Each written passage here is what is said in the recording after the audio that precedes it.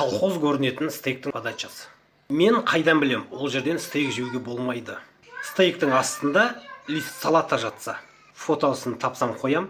Ыстық стейктің астында лист салата жатады ғой. Дәу лист салата жатады. Үстіне стейк жатады. Бұл заведенияға сразу ред флаг. Екінші ред флаг ол стейктің үстіне, стейктің астына, доскаға битіп бальзамический гельмен ше битіп құяды ғой, битіп зигзаг қып ше. Қашан қоясыңдар бұндай масқараны? Үшінші ред флаг ол розмарин, тимьянның веткасын битіп шикідей стейктің үстіне қойып қояды ғой.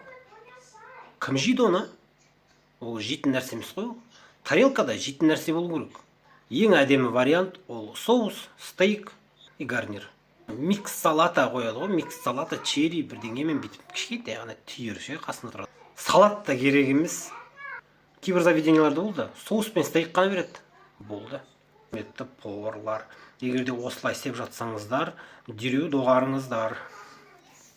Всем пис.